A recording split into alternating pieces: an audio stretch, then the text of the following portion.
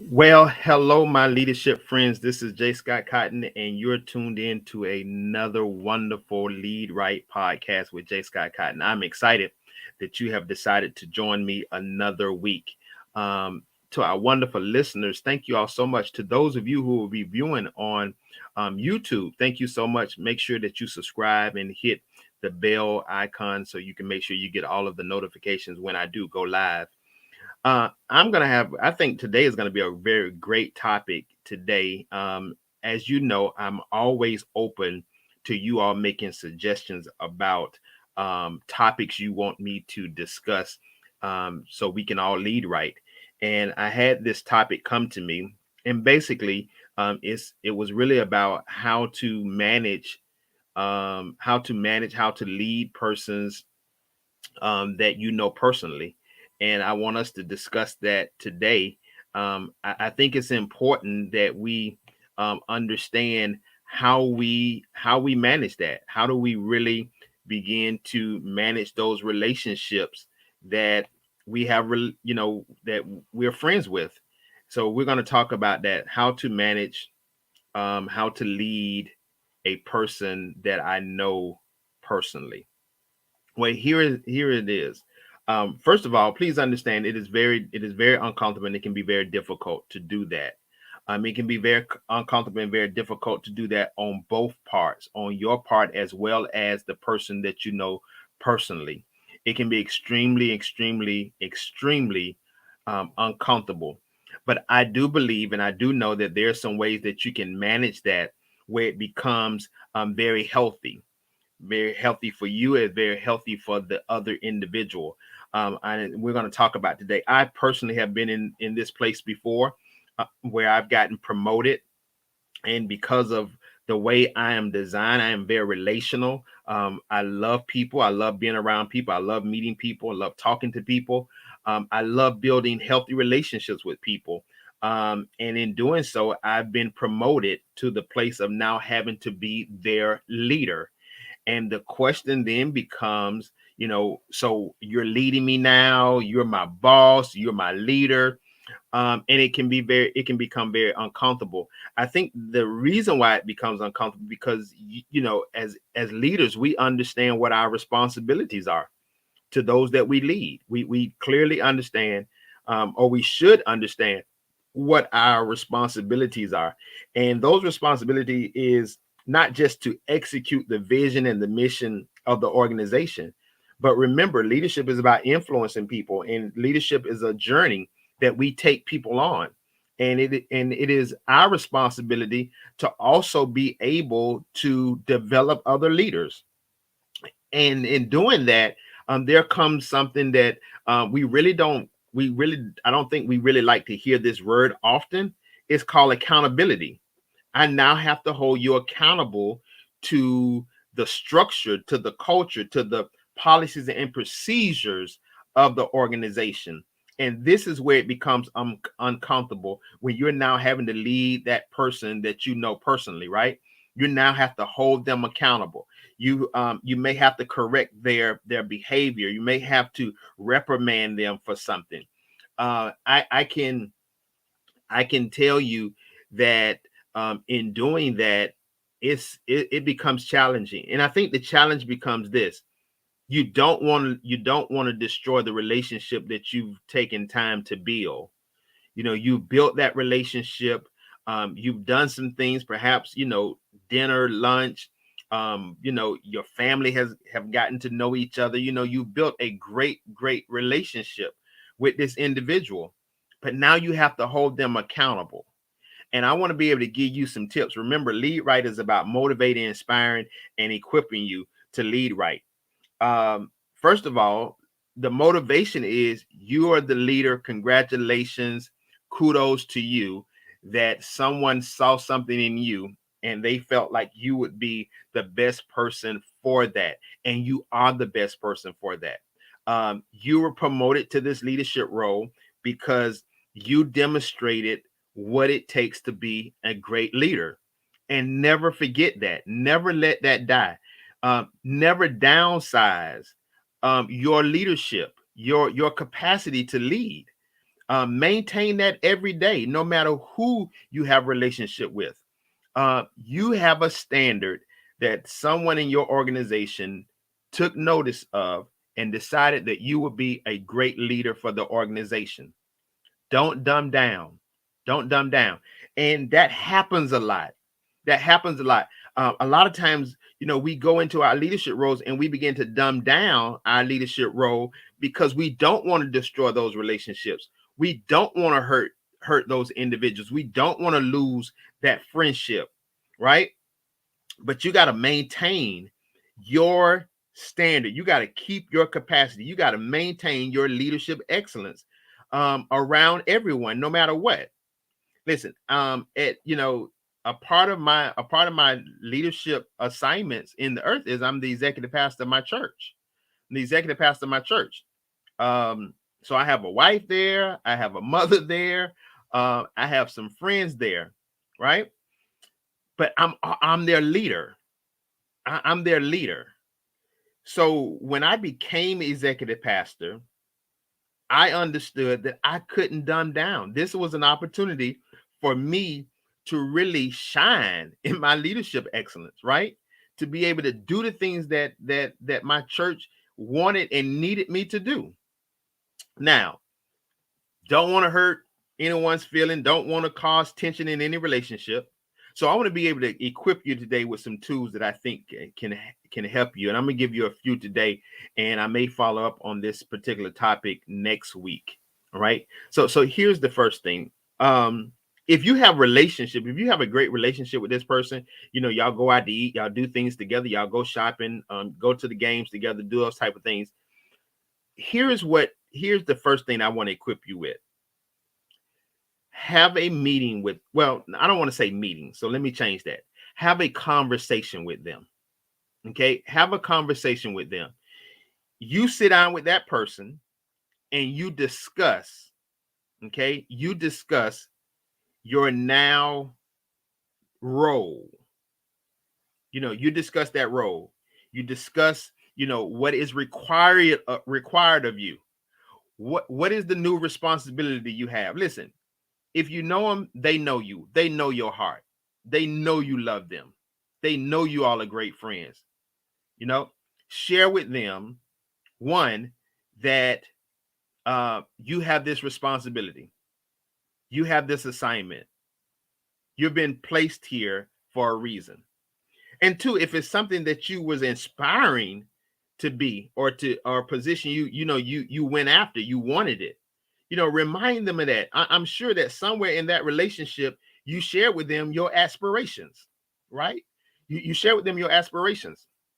So remind them of the fact that you wanted this position. Now that you have it, now that you have this leadership role, now you have these responsibilities. What are the responsibilities? All right. What are the responsibilities? I've got to execute vision. I got to build a team of healthy people around me. I got to make sure that the team around me, that you all are, watch this, that you all are fulfilling your responsibility. I want to, assure them that you want to tap into what's in them and make sure that you're able to put them in some places that they can flourish, Okay. Have that conversation, find out what's their aspirations. What are they looking to do within the organization, right?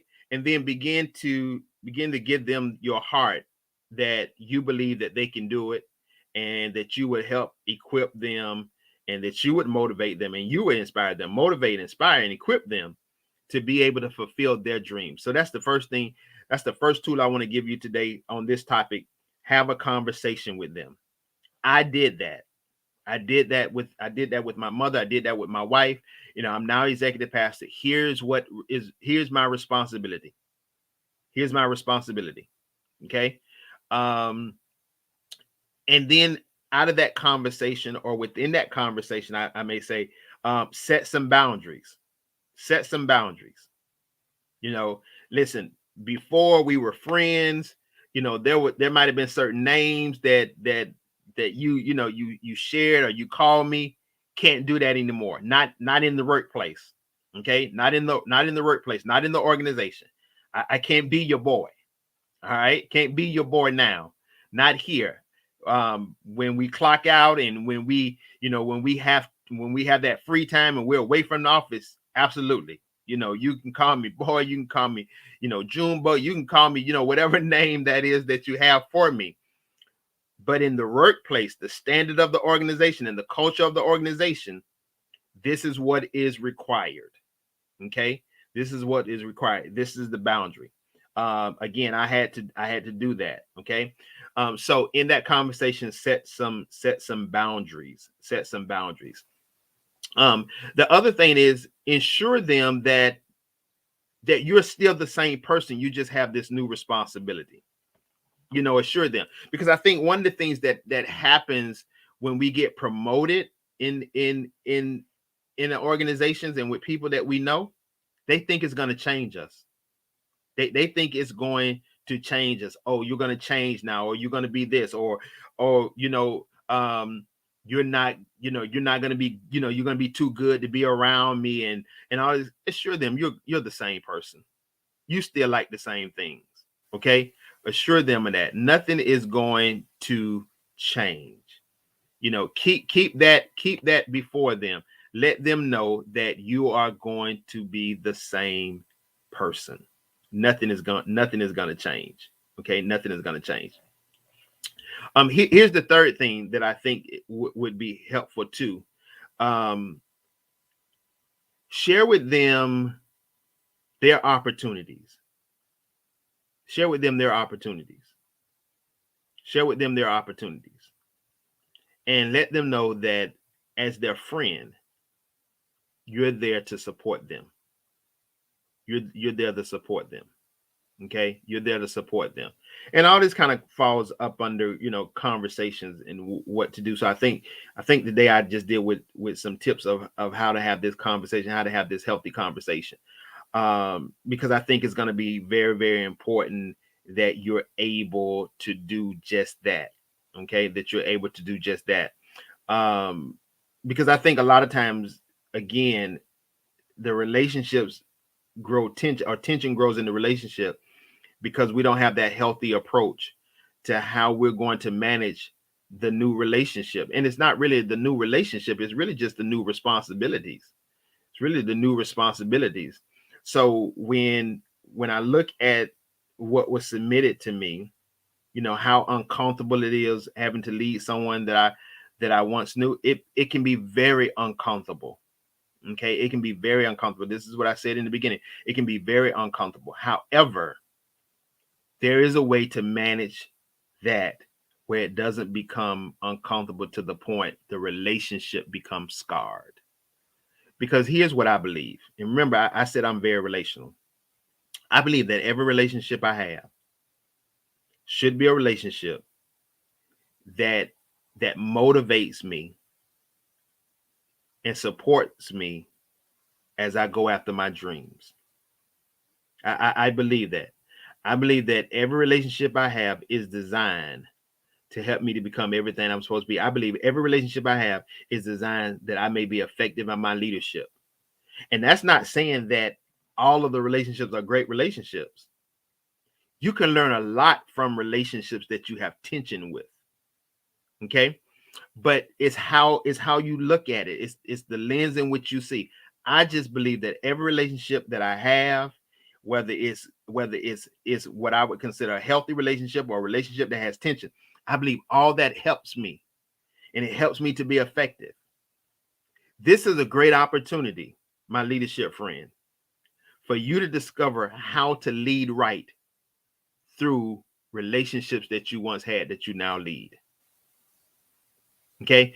Next week we'll talk about we're kind of finished this topic, because I think it's really loaded. I think there's a lot here that needs to be discussed.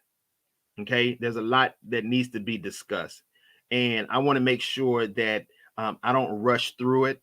That I'm able to really give you the tools that's going to help you really, really be successful, and the tools that's going to help you lead right. Because I've seen people who've damaged relationships, and then I've seen people who've damaged their leadership because they didn't know how to lead right in relationships. They didn't know how to manage relationships that they had. Okay, this is gonna be really, really important. So I want to leave us here today at this point. Have the conversation, sit down and talk, and not just sit down and you do all the talking, but sit down and allow them to share with you what's their fears. What is their fear? What is their fear of you leading them? You know, what is their fear of them of you leading them? That's really a good question. What is their fear? Because they may have some fear. It may be something that they have experienced before.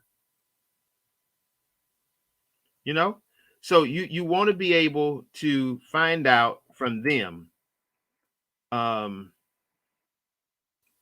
where are they? What's their mindset? What's their mindset? What are they thinking? That's a good question, right? See, we never really consider them. You know, sometimes it becomes a struggle. We don't consider them. We don't think about, where are they? What are they really thinking about? So in your conversation, I want you to give them an opportunity to talk,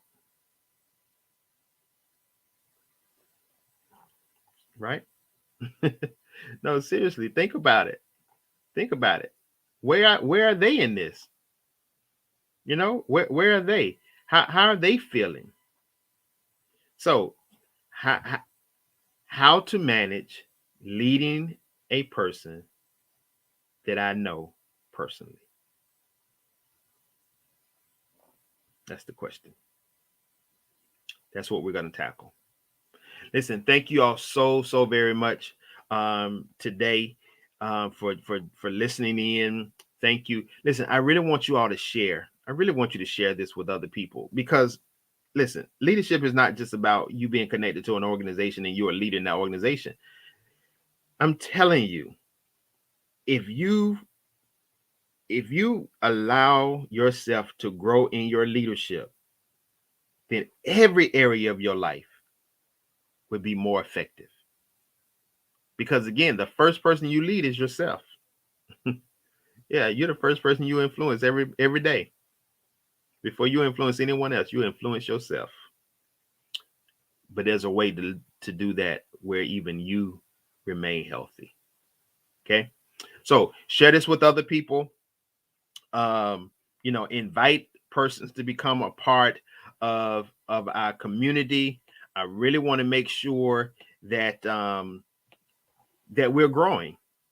We're growing. You can join the text community. Um, it's easy to do. Easy to do. All right, it's easy to do. So I want you to be able to, join in, um, and grow, and grow, and grow, and grow. Listen, this is a great opportunity. This is a great opportunity for us to grow and discover what it means to lead right. So join the community. Join the lead right community, right? Join the lead right community, and let's grow together. Listen, I'm excited. I'm excited. And I know you're excited to just be here. So listen, join the lead right community. Text lead right to 84576. Okay. 84576. Let's grow together. Let's grow together. All right. Listen, thank you all so much. God bless you. I love you. We will be leading right. Have an amazing day.